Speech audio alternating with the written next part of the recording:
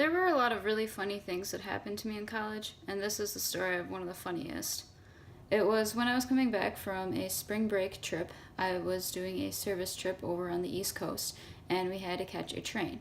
Now, there had been this massive snowstorm that day, so we were up at 6 a.m. shoveling snow, and our train had been delayed until 1 a.m. the following day. So it was quite a very long day. We were very exhausted, and I remember just barely being able to hold my eyes open in the train station waiting for this train to come, to say. And then, like, out of nowhere, they tell us, the train is here, the train is here, the train is coming. So we have to grab all of our luggage, all of our stuff, and we start running down. It was like this mad sprint, just so many people. It was like a zoo like that. And I remember thinking, like, wow, I'm back in track. Like, I'm back running in my track days because I'm not able to breathe, just carrying all of my stuff running down to this train station to get on the right train platform so I can go home. And when we get there at the platform, there's this conductor, train lady there, and she's explaining to us the ins and outs of the trains, that, when the train stops, you will get on, you will take a right, you will get into your seat, no wandering around, that sort of stuff. And it's just like a Johnny Cash song, because I can hear the train coming, like it's coming around the bend, and the whole platform is shaking, and it's quite a scene, it's quite something, it's quite spectacular. And then there's this really loud, sharp sound, and I turn, and there's this man, this gentleman, he's all covered in tattoos, and he has a gigantic suitcase that would scratch the pavement on the ground. Meanwhile, the conductor lady is telling us, no smoking on the train, you cannot smoke, tobacco products are not allowed, and he whips out a cigarette and lights it right then and there and begins just smoking away, just inhaling, exhaling just as quickly as possible. This was not a leisure, nice little smoke. This was trying to get this thing done as quickly as possible because the train is right there. Like we can see the train now, and he's smoking away as he's being told that no smoking is allowed on the train.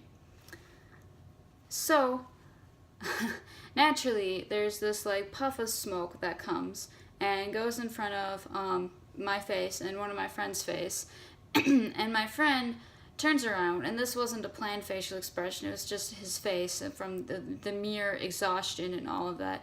He turns around, and he just has this look of complete and utter disgust and just disappointment in all of humanity at that moment in time.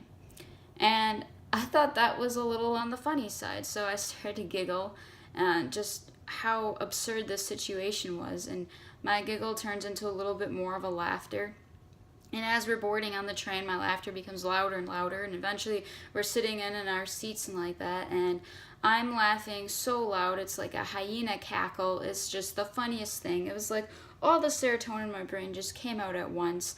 And mind you, I don't have a humor-deprived life. My life is very funny. There's a lot of funny things that happen, but this just topped everything at that moment. This was just everything all at once. And my friend, who had that facial expression, was sitting next to me. He is a very extroverted, outgoing, very talkative person, very loud, very lovable, and he has to tell me, someone who's kind of known as an introvert, I'm usually the quiet, shy one of the group, he has to tell me to be quiet, that I'm being too loud, because no one else is laughing, mind you. No one else thought the man smoking a cigarette was that funny. In fact, they're all trying to sleep, but for me, this was just the funniest thing in the world.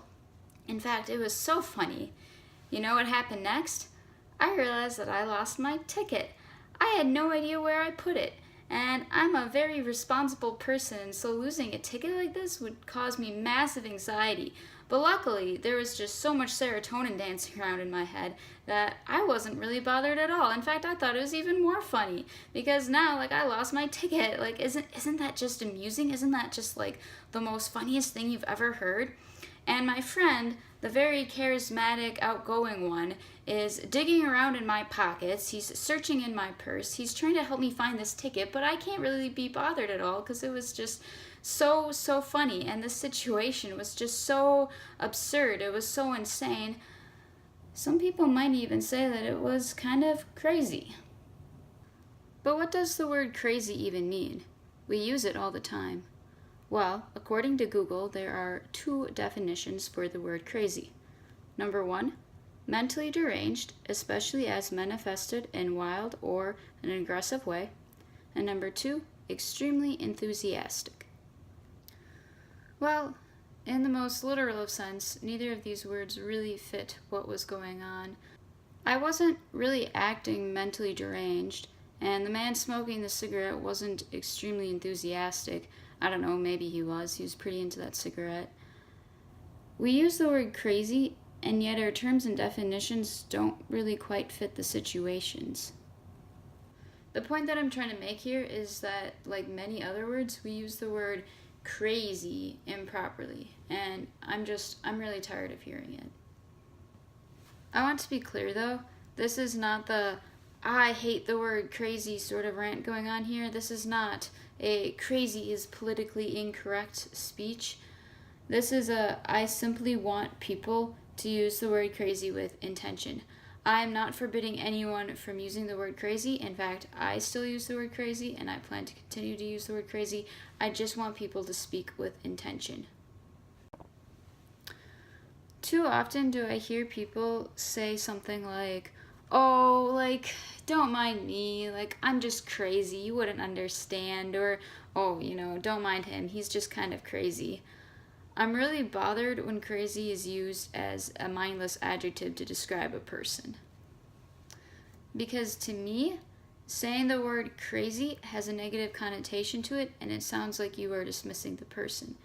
And I know that's usually not the intent when people say the word crazy, but word choice does matter, and the words and the phrases that you use to describe yourself and other people matter, and they do have psychological impacts on how you see yourself and how you see others. Does that make sense? So, when is it acceptable to use the word crazy then, Jessi? I don't really know. I know that people use the word crazy and other iffy words when they're trying to be funny or when they're trying to make a point. For an example, the famous phrase that I'm sure we've all used, oh, like, I'm just so starving. Very rarely are you actually starving. It's rather you're trying to be funny or, like I said, you're trying to make a point. Being dramatic in your choice of words can add some color, and that can be good and can make language fun and interesting and make it worthwhile. But kind of the question is, can you have too much color? Can it, have too much fun? Where is the line between taking things literal for the literal value that they are and taking things for the color and for fun? So here's the thought that I'll be leaving you all with. Where is the line in joking/fictitious descriptions and being true to the literal word definition? Can we have one extreme or the other?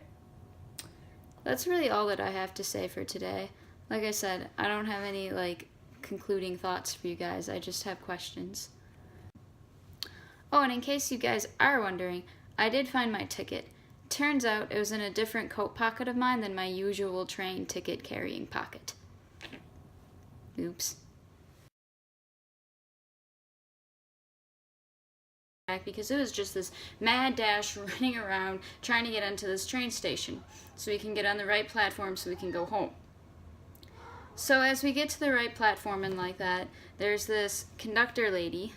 Hello, Scooter. There's this conductor lady that's giving us directions. There's this conductor lady that's giving us directions as to, when the train comes, you will take a right, you will get into your seat, you will not wander around, that sort of stuff. And as we're listening to her, there's this very sharp sound of this man with this suitcase. Oh, Scooter. This is my kitty Scooter. You want to say hi, Scoot? Scooty, say hi.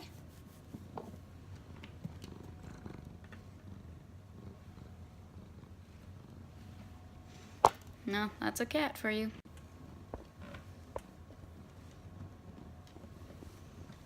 Oh.